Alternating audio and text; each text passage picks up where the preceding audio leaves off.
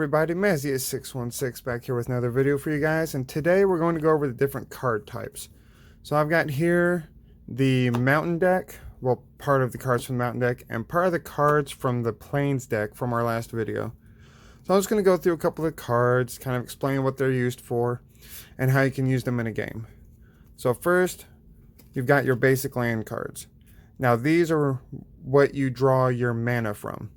So if you look real quick on here, you'll see up here in the top right hand corner you've got 2 in a circle and 2 symbols that are red. Those symbols will match up with the plains, the mountains, the swamp, forest, or island. And those are what you call mana. Now you have to have at least that many cards on the field in order to summon. So for this particular one, we've got the sorcery Engulfing Eruption here, which is a good card. But it says that you have to have 2 mana and 2 mountains. Now, this number in the circle, excuse me, doesn't matter what type of mana it is. It can be plains, forest, swamp, mountain, island, any of it. But the 2 right here, I'm going to pick it up again. The 2 right here where you see the actual mountain symbols, those have to be mountain cards. So in this case, we have enough mana. We would tap it, which just means you turn it sideways and it can no longer be used. And then you'd cast your sorcery, dealing 5 damage to target creature. So that's the explanation of the lands, and as you've seen in this video and my first video, you've seen everything but the swamp so far. Alright, so we're going to go from there, move on a little bit. Now we're going to go into the different types of cards. I've got a little stack here, both of the mountain and of the plains, to kind of give you an idea of the variety of cards that you can get in a Magic game. Now, unfortunately, I do not have any dual cards yet for this video, which would be cards that require like 1 mountain, 1 plains, and then 3 of any other mana, but we can get into those in another video. So right here, you've got 2 different kind of spells. So the way that you know that they're a spell is, first, there's no power or toughness in the bottom right hand corner. It's blank. Also, it'll generally come with one of 2, 3, maybe up to 4 different titles right here, which here's a sorcery, here's an enchantment, and if you look down here, that's an instant.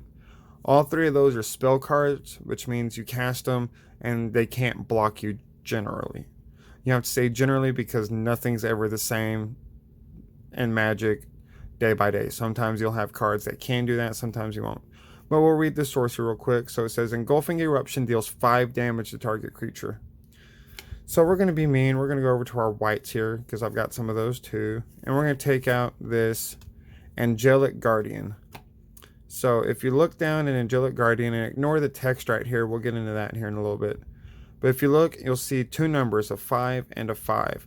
The first number over here, which is right here, the first 5 is its power. That's how much damage it can do.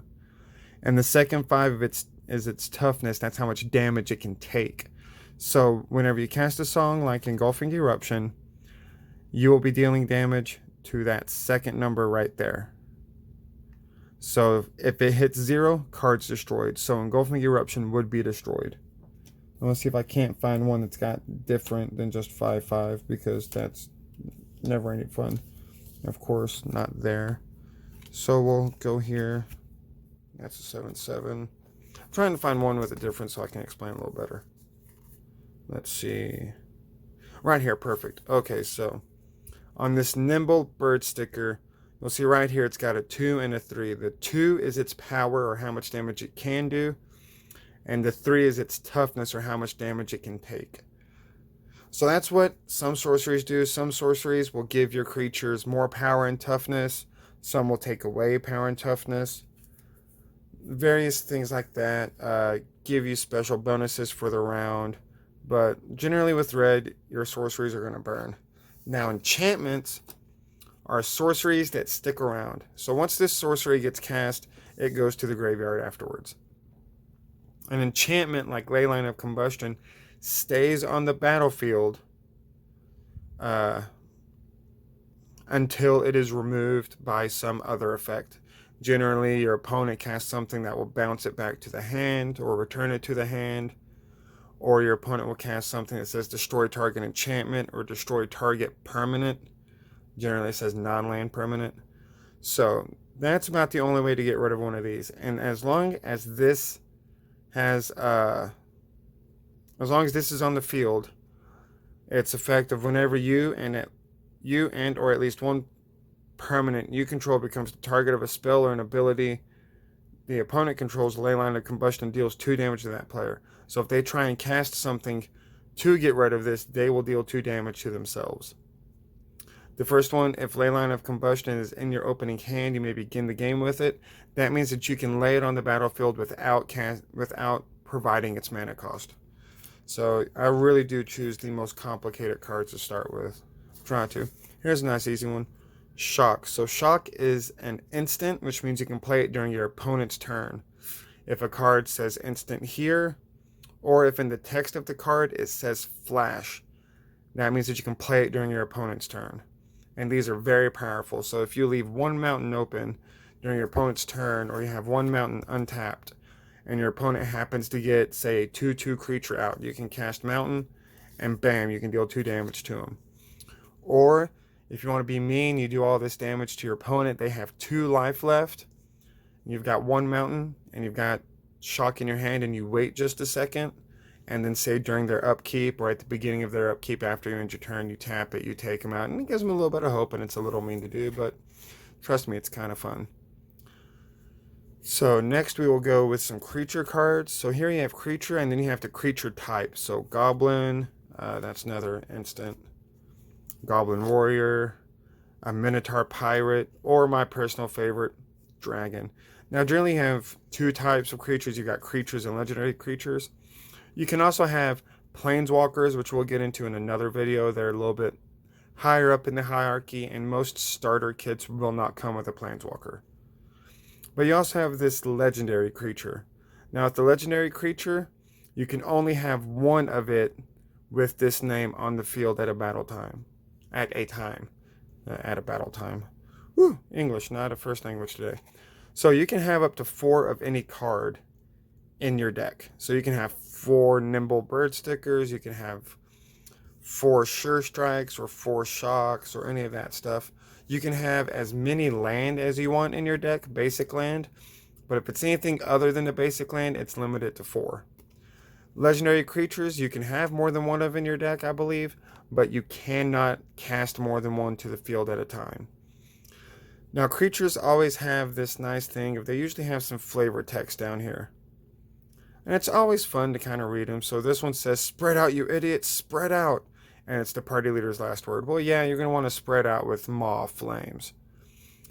But to kind of break down it, you have the mana cost here. So this one requires at least 3 mountains and then 4 of any other type, and or including mountains. So if you have 7 mountains on the field, you can play this one. If you've got 3 mountains, 4 plains, 3 mountains, 2 plains, 1 forest, and 1 island, things like that. You just have to have the 3 mountains, and then the 4 can come from any other source, including colorless mana. So this has flying, which means unless another creature has flying or reach, he cannot be blocked. And once again, we'll get into that more in the next video where we go over actually playing a game of Magic and turn styles and everything. This is more of an introduction to the different cards. But anything that it says here, whenever, is an automatic effect. So whenever it attacks, it automatically deals 4 damage to any target and 3 damage to each of up to 2 other targets. So to kind of explain a little bit of that, here's your battlefield, here's your opponent's. We're going to go ahead and lay 3 monsters out. Whenever he declares an attack, he will automatically deal 4 damage to one of them. So we'll do 4 here. Take that out. And 3 damage to each. 3 damage to each of up to 2 other targets. So then you'll do 3 damage here and 3 damage here. So then if they try and block, they won't be able to stop them. Things like that. And you can team block and all that. But like I said, we'll get into that more in the next video. This is more just a general introduction. Now, there are certain abilities that certain cards have. Like this one's got an ability called Vigilance. And its attacking doesn't cause this creature to tap. So whenever you attack, after you're done attacking, the monster's tapped out and it cannot block. If it's got Vigilance, it can attack and it stays there. It doesn't tap afterwards. Your opponent has to use a spell to tap your creature. which also means that it's good for blocking. Vigilance. Here we go. Lifelink. That ability is amazing. It means anytime any damage is dealt with this creature, you gain life equal to the damage dealt. Oh, it's a fantastic ability. And it says other creatures you control flying have indestructible damage, and effects that say destroyed don't destroy them. So if it says remove target creature, target creature goes back, all that, it'll work. But if it says destroy, or say that this creature has a toughness of 7, say that it received 10 points of damage, it would not be destroyed. Beautiful effect. But that sums it up today for the generalized cards. Please let me know down in the comments below if you guys would like to see another one of these, maybe going into black or blue or something like that. And then in our next video, we are going to go ahead and actually mock up a game of Magic. If you guys have any comments or suggestions, please throw them down in the comments below. Like, subscribe if you haven't, and turn on notification bells to see whenever my next video goes live. All right, thank you guys. Have a great day.